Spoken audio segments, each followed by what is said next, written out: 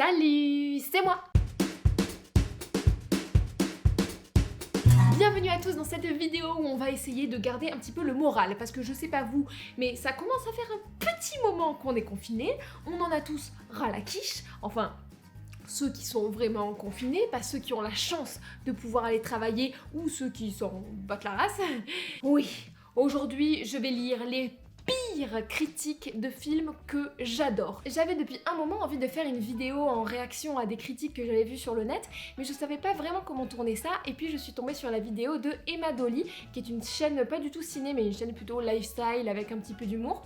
Et j'ai trouvé que c'était un super concept. Allez checker sa chaîne, c'est vraiment un petit bonbon. Je vous préviens, on n'est pas à l'abri que je perde mon sang-froid. Je pense que ça va m'énerver. Il est possible que je me mette à tout moment à tout casser.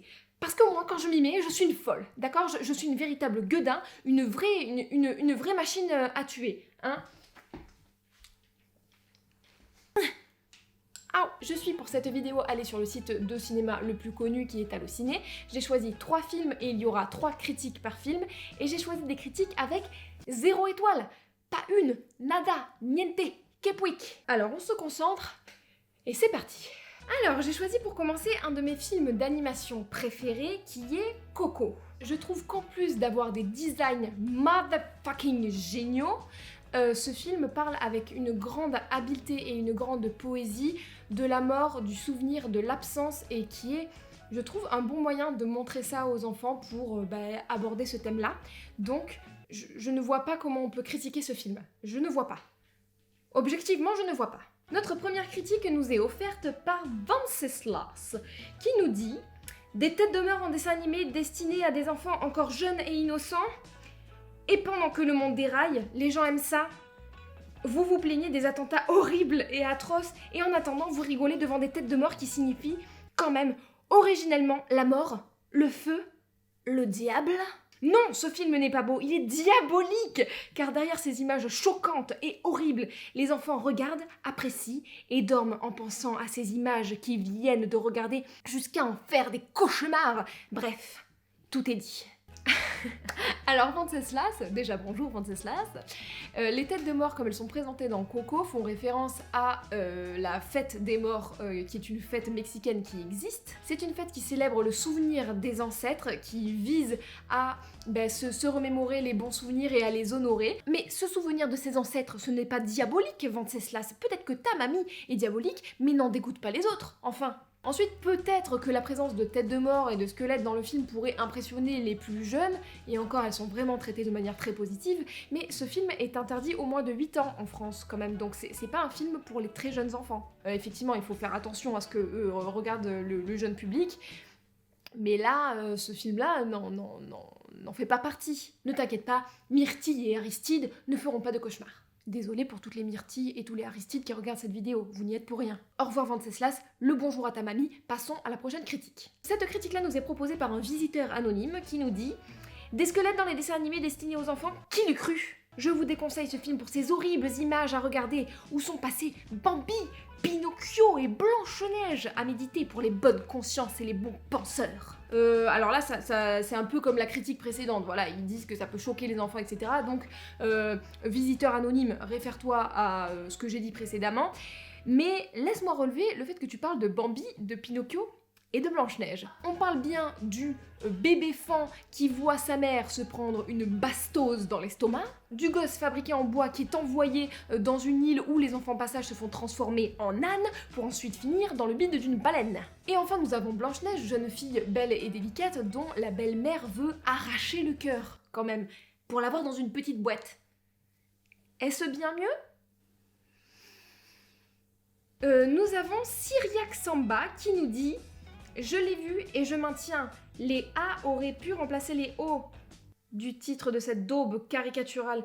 Ah, Coco caca. Fin, très fin. Donc, je l'ai vu et je maintiens, les A auraient dû remplacer les O du titre de cette daube caricaturale et raciste. Ok. Autant Gad m'avait bluffé dans Hors de prix, autant ce film est une daube. Quoi ?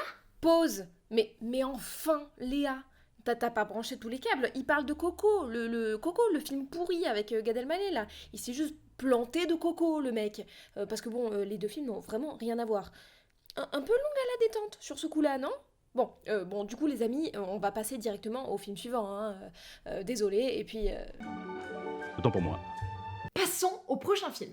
Il s'agira de Amélie Poulain, qui est un film que j'ai beaucoup aimé. Ce n'est pas mon préféré de Jean-Pierre Jeunet, mais c'est un film quand même que j'adore. Donc, voyons ce qu'on en dit. Clockwork Lemon nous dit « Là, on atteint le ridicule, l'insupportable, le paroxysme de la laideur. Waouh ! Il y va pas avec le dos de la soupière, hein. L'apothéose du déclin du cinéma français, carrément. Des couleurs LED, mais LED. Du jaune, du jaune, du jaune, puis il y a aussi du rouge, du vert. » Alors apparemment, Limon, il n'aime pas les couleurs. Tout ce qui est couleur, c'est non. Et effectivement, dans la filmographie de Jeunet, il y a un espèce de filtre un peu jaunissant sur la pellicule, qui n'est pas vraiment un filtre, c'est plus compliqué que ça, c'est un procédé qui vise à jaunir un petit peu l'image. C'est sa marque de fabrique, donc effectivement, voilà, faut aimer. Des acteurs horripilants et des actrices horripilantes. Une histoire, si histoire il y a, horripilante par ses artifices. Beaucoup de répétitions, hein, beaucoup. Attention, Lemon. Reprenons. Et oui, pour ceux qui seraient choqués, j'ai vu le film. Ben oui, on espère. Le désastreux destin du cinéma français. Oh, jeu de mots, Lemon. Jeu de mots, bien joué, ça. Le chinois hostile, curieux pseudo, nous dit « Le fabuleux destin d'Amélie Poulain, film mou et cucu à souhait ». Ça, c'est vrai que y en a beaucoup qui critiquent le fait qu'il soit cucu. Je ne pense pas du tout, quand on s'aperçoit du sens beaucoup plus profond qu'est le film. Si on prend le film au premier degré, il peut paraître cucu, mais il faut aller un tout petit peu plus loin que ça. Il nous plonge dans la vie sordide d'une serveuse néo-baba fasciste vieille France de Montmartre. Beaucoup d'adjectifs, chinois hostile, qui ne vont pas très bien ensemble d'ailleurs. Fasciste ?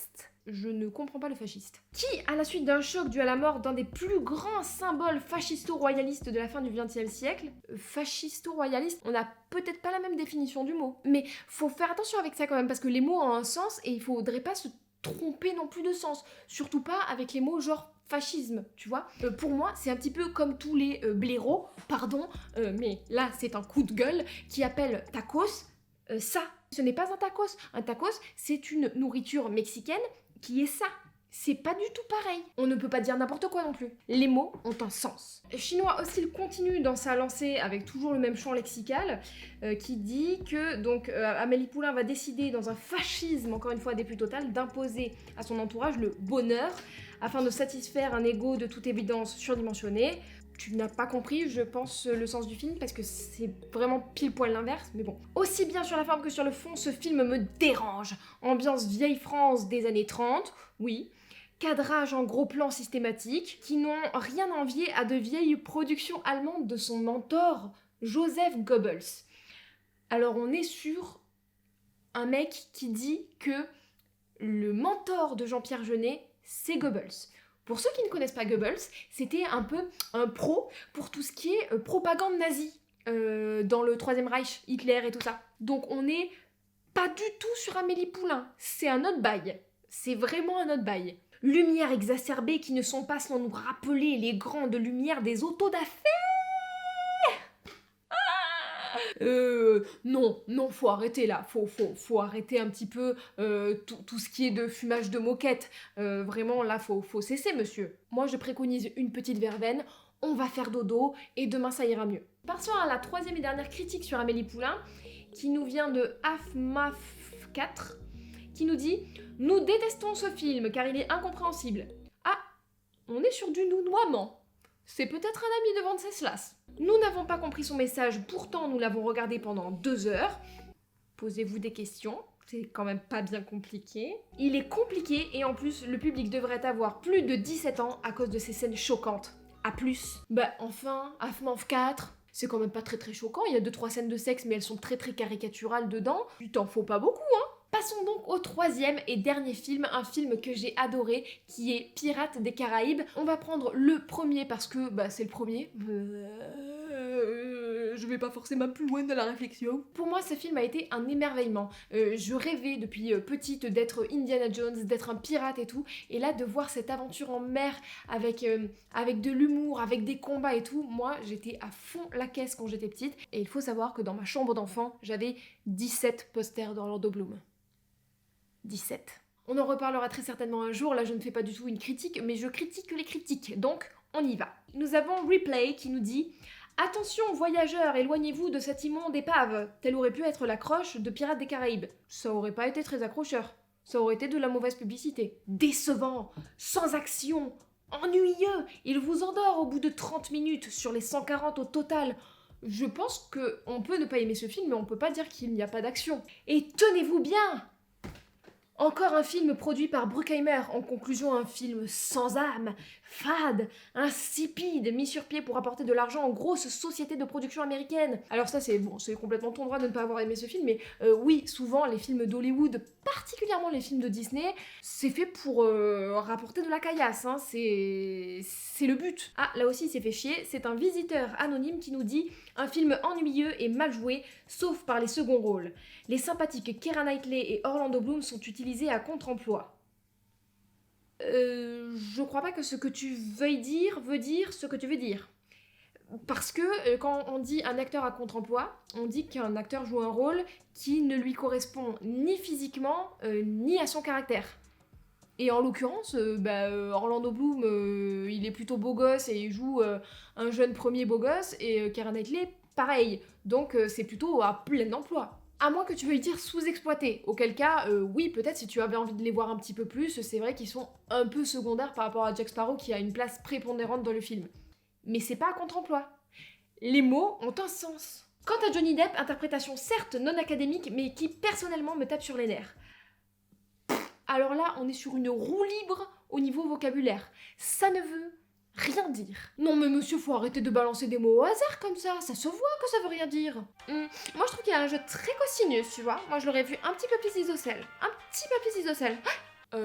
Non. On arrive à la troisième et dernière critique les amis, franchement, je trouve ça trop drôle à faire. Les gens, vous êtes géniaux. Fastano nous dit ça sent la daube ça. Eh ouais. Il y en a qui sont drôles quand même, il y en a qui sont drôles. Impossible de se tromper, c'est bien une belle grosse bouse ce film. Putain. Déjà un film adapté d'une attraction Disney, bon, ça sent déjà un peu la merde.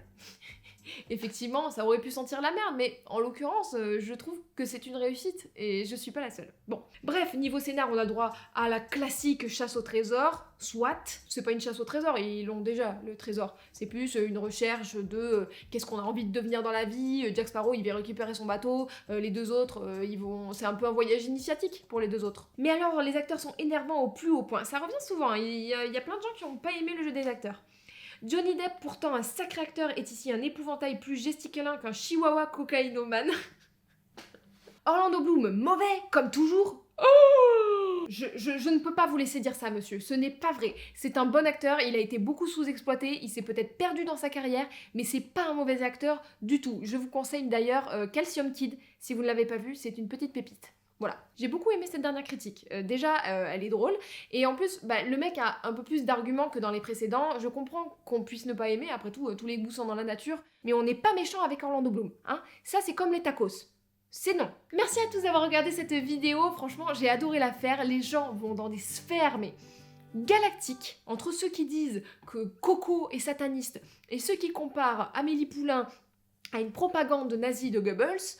On est surprenant. Là, je suis surprise. Je suis moins énervée que surprise, finalement. Retournement de situation. Évidemment, je dis tout ça sur un ton moqueur, mais ce n'est pas du tout méchant. Ça reste sur le ton de l'humour. Ne le prenez pas mal. Si jamais vous n'avez pas aimé ces films, vous avez complètement le droit de ne pas aimer ces films. Ça reste de l'humour. Ne m'attaquez pas. Ne me jetez pas des cailloux. Je ne suis pas sataniste. Merci encore à tous d'avoir regardé cette vidéo. Si vous l'avez appréciée, n'hésitez pas, si vous en avez envie, à le montrer en likant en masse la vidéo. Abonnez-vous, partagez, Instagram, Pigeon Voyageur, tout ça.